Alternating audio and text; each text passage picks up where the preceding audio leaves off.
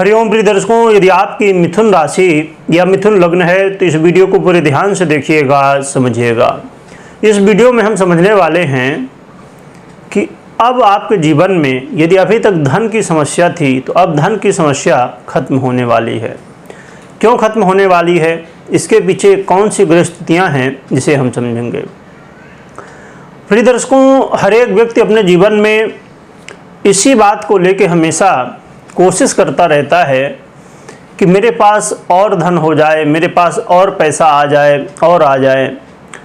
कितना भी पैसा आ जाए पर हमें संतुष्टि नहीं मिलती है और संतुष्टि मिलनी भी नहीं चाहिए, क्योंकि इस संसार में देखा जाए तो धन की आवश्यकता हर एक व्यक्ति को है और हर एक व्यक्ति अपने जीवन में हर एक वो चीज़ प्राप्त करना चाहता है जो भी वो संसार में देखता है।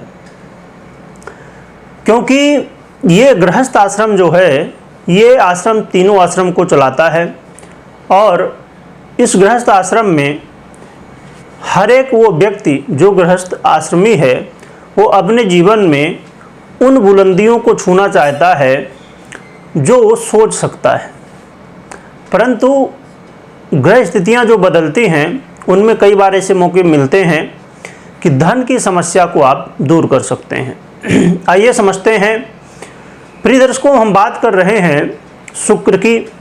शुक्र एक ऐसा ग्रह है जो कि ये सांसारिक चीज़ें जो आप प्राप्त करना चाहते हैं, धन दौलत, ये सब चीज़ें तो शुक्र देता है।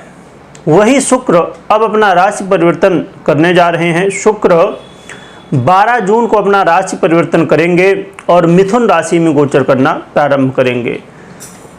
और ये मिथुन राशि में यहाँ जून में तो करेंगे ही, 12 जून से लेके जुलाई में भी 5 जुलाई तक यहाँ पर गोचर करेंगे।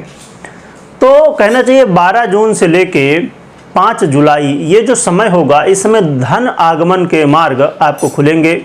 इसके अलावा और क्या आपको बेनिफिट शुक्र देंगे राशि परिवर्तन करके, ये भी हम जानेंगे। प्रिय दर्शकों, इसके पीछे कारण क्या है कि धन प्राप्ति होने की संभावनाएं हैं। एक तो शुक्र का मिथुन राशि में आना और फिर यहाँ पर बुध के साथ युति करना और साथ में सूर्य के साथ भी युति करेंगे, जिससे वैभव योग का निर्माण होगा। सूर्य के साथ युति करेंगे और बुध के साथ युति करके बड़ा ही दिव्य लक्ष्मी नारायण योग का निर्माण होगा।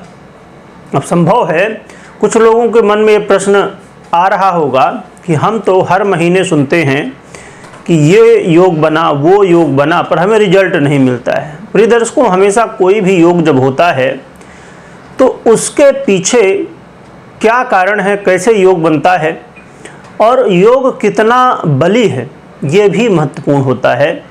और साथ में आपकी जन्म कुंडली की क्या स्थिति है वर्तमान में, ये भी महत्वपूर्ण होता है। अब जैसे देखा जाए कि मिथुन राशि जो है, इसमें आपके लग्न में ही ये योग बनने जा रहा है, तो किस भाव में बन रहा है ये भी महत्वपूर्ण है।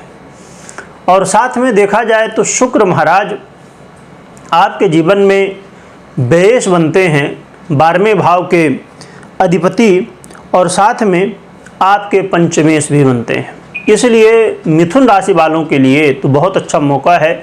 आइए जानते हैं क्या क्या लाभ देंगे।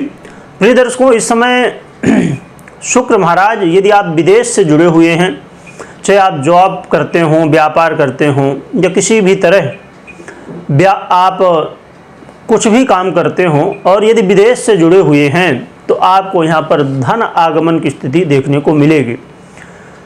साथ में कुछ लोगों को यदि आप अपने जीवन में चाहते थे कि कुछ मैं ऐसा काम करूं कि मेरे पास धन तो बहुत हो गया, पैसा तो बहुत हो गया है, मुझे कहीं इन्वेस्ट करना चाहिए, तो यदि आप इन्वेस्ट करना चाहते हैं तो इस समय इन्वेस्ट करने से आपको बेनिफिट मिल सकता है, लाभ मिल सकता है। साथ में आपके बैंक बैलेंस में वृद्धि होने वाली है। और जो लोग लव पार्टनर हैं तो लव पार्टनर के लिए ये समय बहुत अच्छा होगा। इस समय आपके प्रेम में वृद्धि होगी। आपस में कोई मनमुटाव बना हुआ था, वाद विवाद था, तो वो दूर होने की संभावनाएं बन रही हैं।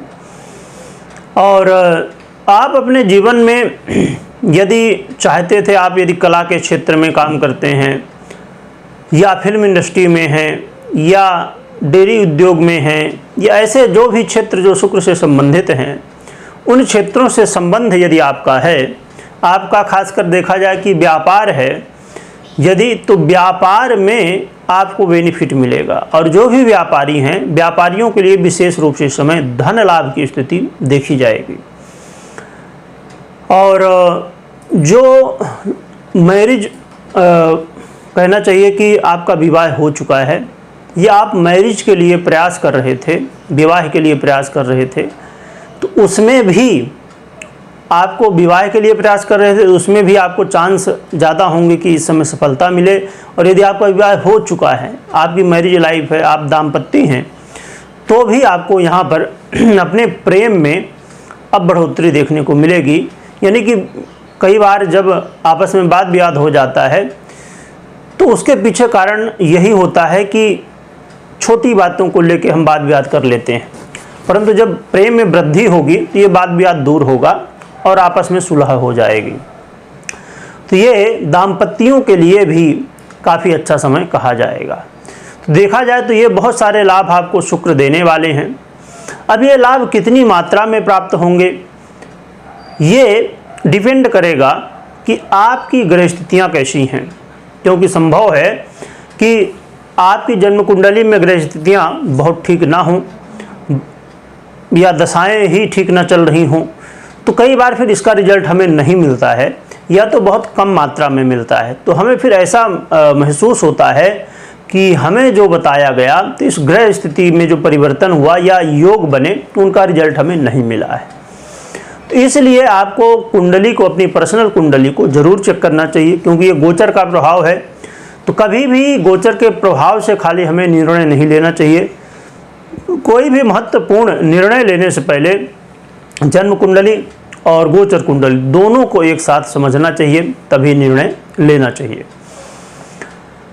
अब कुछ आप अपने जीवन में सावधानी भी बरत सकते हैं। सावधानी ये कि आपको जितना भी धन लाभ हो या आप रिश्तों की बात कर रहे हो या किसी भी तरह के जो भी लाभ मैंने बताए, वहाँ पर आपको मार्ग सही चुनना होगा, गलत मार्ग नहीं। यदि आप गलत मार्ग चुनेंगे उल्टा फंस जाएंगे, क्योंकि यहाँ पर सूर्य की भी युति होने वाली है और सूर्य सत्य के प्रतीक हैं। इसलिए आपको बहुत ध्यान से और पूरी तरह से इस बात का ध्यान रखना होगा कि आप जो है, तो जो भी रास्ता चुने, चाहे आप किसी से कोई बात करके लाभ ले रहे हैं या किसी भी तरह कुछ भी काम कर रहे हैं, तो वहाँ पर मार्ग सही हो, इस बात का विशेष रूप से ध्यान रखें। तो प्रिय दर्शकों, यहाँ पर थोड़ा एक और भी चीज़ है, संभव है कि मानसिक तनाव थोड़ा आपको देखने को मिल सकता है, तो इससे आपको बचना होगा। अब हम उपाय की बात करें तो आप भगवान नारायण और माता लक्ष्मी की आराधना करिए। जो भी मंत्र पूजा पाठ आपसे बनता हो आप उसे कर सकते हैं। और माँ लक्ष्मी की आराधना में बहुत महत्वपूर्ण होता है कि आपके पास यदि संभव हो कमल दाना, तो कमल दाना का जो माला होता है, कमल गट्टा होता है, कमल गट्टा भी बोलते हैं, और कमल का दाना भी होता है, काला काला होता है, यदि उसका माला हो, उससे आप माँ लक्ष्मी के मंत्रों का जप करें तो और भी ज़्यादा लाभ हो सकता है। तो ये आप करें और कमेंट में जय माँ लक्ष्मी लिखिएगा, और लिखने के साथ खूब स्मरण करिएगा। लक्ष्मी जी के साथ भगवान नारायण का भी स्मरण करिएगा, क्योंकि जब भगवान नारायण के साथ लक्ष्मी आती हैं तो उन्हें स्थिर लक्ष्मी कहा जाता है, और जब खाली लक्ष्मी माता आती हैं तब वो चंचला हो जाती हैं। यानी कि वो स्थिति बनती है कि जैसे बहुत लोगों का ये प्रश्न होता है या समस्या होती है कि पैसा आता तो है पर टिकता नहीं है। टिकता तब नहीं जब खाली लक्ष्मी आती हैं, और जब नारायण भी आते हैं तो लक्ष्मी टिकती हैं। तो इस बात का विशेष रूप से ध्यान रखें कि नारायण के साथ ही लक्ष्मी को आपको बुलाना है, स्मरण करना है। कमेंट में भी नारायण के साथ ही लक्ष्मी की जयकारा लगाना है। वीडियो देखने के लिए बहुत बहुत धन्यवाद।